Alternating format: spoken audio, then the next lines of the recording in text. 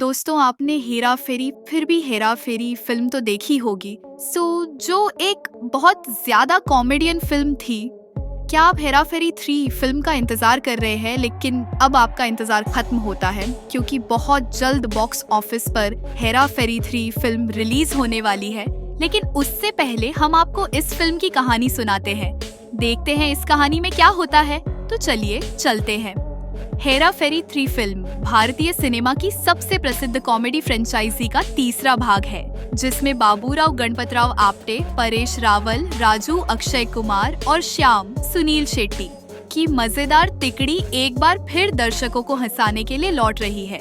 पिछली फिल्म फिर हेरा फेरी में हमने देखा था कि यह तिकड़ी एक गलत स्कीम में फंसकर अपने सारे पैसे गंवा बैठती है।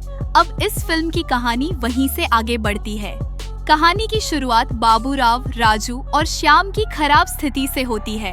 उनके पास अब पैसा नहीं बचा है और वे फिर से अपने पुराने संघर्षों की ओर लौट चुके हैं। बाबूराव अपनी उसी खटारा हवेली में रहता है, जहां उसका पुराना उधार भी बढ़ चुका है। राजू और श्याम किसी नौकरी या नए बिजनेस की तलाश में है, लेकिन उनकी हालत फिर से पहले जैसी हो गई है। भूख, कर्ज और समस्याएं। इसी बीच राजू को एक नया शॉर्टकट दिखता है, जिससे वे फिर से अमीर बन सकते हैं। उसे एक रहस्यमय आदमी मिलता है, जो उसे बताता है कि उसके पास एक नक्शा है जो उसे छुपे हुए खजाने तक ले जा सकता है।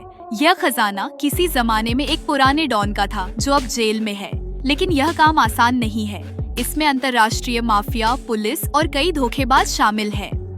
राजू, श्याम और बाबूराव इस नक्शे को समझने की कोशिश करते हैं, लेकिन उन्हें सही जानकारी नहीं मिलती।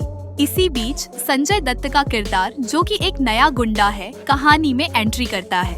वह भी इस खजाने की खोज में है और उसे शक है कि यह नक्शा बाबू भैया के पास है।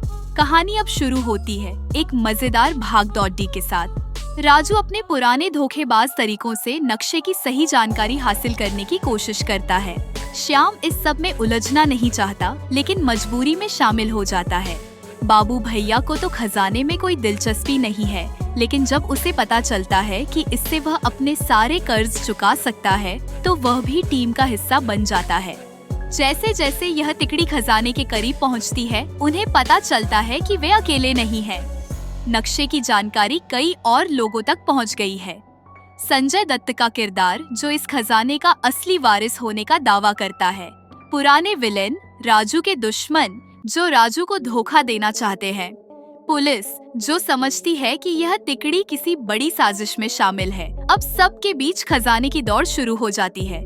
यह भाग कई हास्यास्पद घटनाओं से भरा होता है। बाबूराव अपने पुराने अंदाज में बेवकूफियां करता है, जिससे कई मजेदार स्थिति ही पैदा होती है। राजू अपने चालाक दिमाग से मुसीबतों से बाहर निकलने की कोशिश करता है। श्याम अपनी ईमानदारी और समझदारी से टीम को बचाने की कोशिश करता है। कई गलतफहमियों, कॉमेडी और ट्विस्ट के बाद यह तिकड़ी आखिरकार खजाने तक पहुंचती है। लेकिन यहाँ एक बड़ा सरप्राइज उनका इंतजार कर रहा होता है। खजाना असल में कुछ और ही होता है। उन्हें पता चलता है कि खजाना असली सोना चांदी नहीं, बल्कि पुराने दस्तावेज और गुप्त बैंक अकाउंट्स हैं, जिनमें करोड़ों का धन छुपा हुआ है। लेकिन तभी पुलिस और गुंडे वहां पहुंच जाते हैं और सब कुछ गड़बड़ हो जाता है। कहानी के अंत में कई हास्यास्पद घटनाओं के बाद राजू, श्याम और बाबू भैया किसी तरह से पुलिस और गुंडों को मात देकर बच निकलते हैं। लेकिन जब वे सोचते हैं कि वे अमीर बन गए हैं, तो एक और बड़ा ट्विस्ट आता है। वह बैंक खाता फ्रीज कर दिया गया है। फिल्म का अंत एक और हेरा फेरी के साथ होता है, जहां यह तिकड़ी फिर से किसी नई मुसीबत में फंस जाती है और दर्शकों के लिए एक नया रहस्य छोड़ जाती है। क्या वे कभी सच में अमीर बन पाएंगे? हेरा फेरी 3 सिर्फ एक खजाने की कहानी नहीं, बल्कि दोस्ती, कॉमेडी और क्लासिक हेरा फेरी के पागलपन की वापसी है।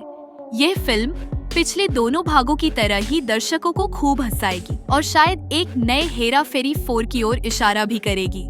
दोस्तों, हमें यकीन है आपको यह स्टोरी पसंद आई होगी। क्या आप इस फिल्म को देखना पसंद करेंगे? यदि हाँ, तो अपनी राय कमेंट में जरूर दें और चैनल को सब्सक्राइब जरूर कर लें, क्योंकि हम आपको इसी तरह की अपडेट देते रहते हैं। धन्यवाद।